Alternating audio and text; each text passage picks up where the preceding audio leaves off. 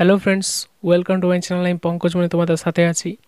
তো যারা যারা ইন্ডিয়ান আইডল অডিশন দিচ্ছ বা আরও অন্যান্য যে কোনো অডিশন দিচ্ছ, তাদের কাছে এটা একটা সতর্ক বার্তা।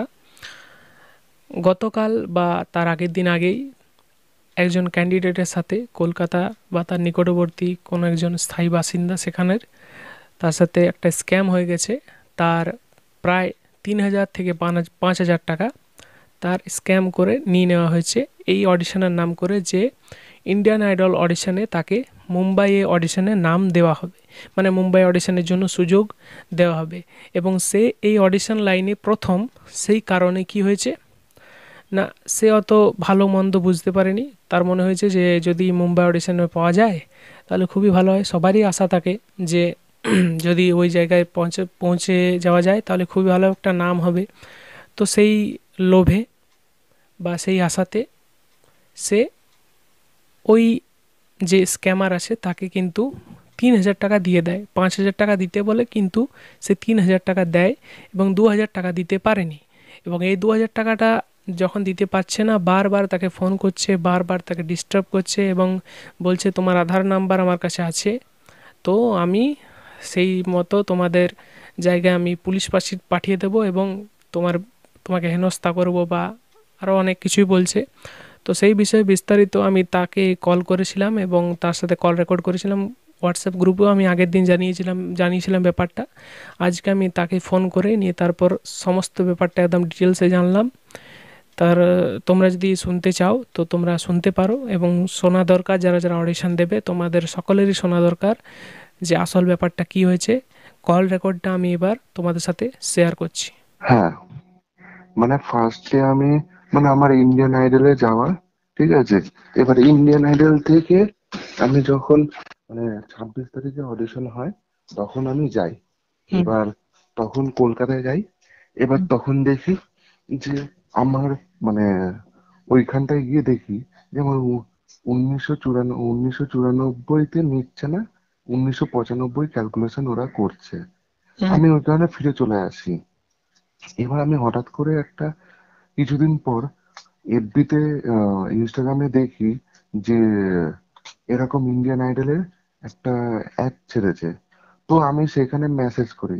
মেসেজ করার পর ফেসবুক মেসেঞ্জারে মেসেজ হয়। তখন ওনারা সঙ্গে সঙ্গে আমাকে বলে যে তোমার নাম, আধার কার্ড, ফটো এগুলো মানে ভেজো এবং তার সাথে 3টে র ফাইলের মানে ভিডিও ছাড়ো গানের। আচ্ছা। এবার আমি সেই ভিডিওটা দিই, র ফাইলের এই ভিডিওটা। এটা হচ্ছে শনিবার দিন দিই, ঠিক হুম। আছে। দুদিন পর ওয়েট করে আমি 3 দিনের মাথায় শনিবার দিন আমি দিই। এইবার শনিবার দেওয়ার পর তারপর আমি দিয়ে দিলাম রাত্রিবেলা। দেওয়ার পর আর কিছু জানা গেল না।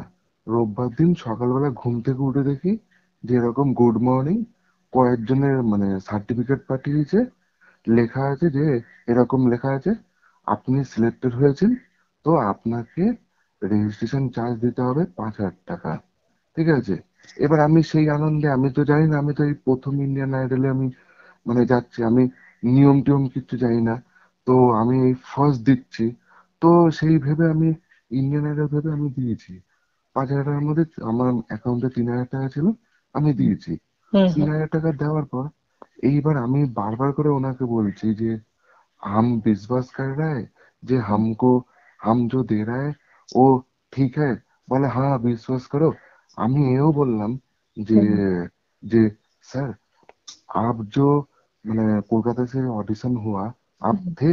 बोले नहीं, हम जम्मू कश्मीर में थे, হুম। जम्मू कश्मीर में। হুম। तो घर जा रहे।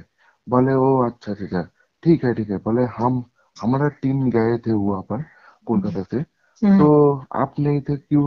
बोले हम घर जाए थे, हम प्रॉब्लम थे उसके लिए हम घर जाएगा। হুম। তো তারপরে আবার আমি সেই বুঝে দিলাম। এবার আমি সার্টিফিকেটের জন্য আমি দেখছি 14 বার করে ওনাকে কল করছি, উনি ফোন ধরছে না। বলে टाइम लगो अप्रूव करके टाइम लग रहा है। হুম। তারপরে এই হলো, হওয়ার পর এবার বলছে সার্টিফিকেট দিয়ে দিছে। এইবারে আমি কালকে আমি যখন মানে দিতে যাই, ঠিক আছে, হুম। সন্ধ্যাবেলা দেওয়া, আমি বললাম যে আমি 2,000 টাকা সন্ধ্যাবেলা দেবো, ঠিক আছে, সোমবার দিন সন্ধ্যাবেলা। হুম। তখন সকালবেলা আমি সব ইউটিউবে সার্চ করি, দেখি ইন্ডিয়ান আইডল লেখা আছে, হুম। বাট ওদের সার্টিফিকেটে লেখা আছে ইন্ডিয়ান আইডল একাডেমি। হুম। ইন্ডিয়ান আইডল একাডেমি বলে সার্চ করি, তখনই এরকম হয়। মানে আমি যে দেখার পর আমি বললাম, ঠিক আছে, আমি বলার পর হুম। এবার দেখলাম, ওমা দেখি যে ইন্ডিয়ান আইডল মানে একাডেমি বলে কোনো কিছু নেই। হুম। ওই একটা কোনো একটা ছোটখাটো ইয়ে, সব বাচ্চাদের নিয়ে করাচ্ছে, এই করাচ্ছে, প্র্যাকটিস করাচ্ছে, ওই করাচ্ছে। হুম। এইবার তখনই আমার মাথা ঘুরে যায়।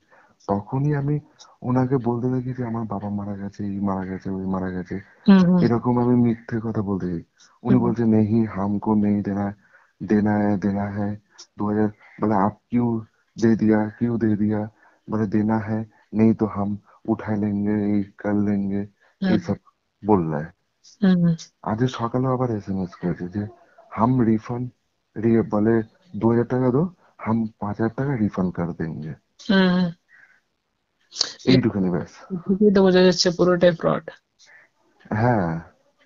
এই সমস্ত ব্যাপারটা শুনলে তারপরে তো কল রেকর্ডটা বন্ধ করে দিয়েছিলাম, কিন্তু আমার সাথে কথা হচ্ছিল। তো সে এখন খুবই ভয়ভীত অবস্থায় আছে। মানে তার প্রচণ্ড ভয় লেগেছে।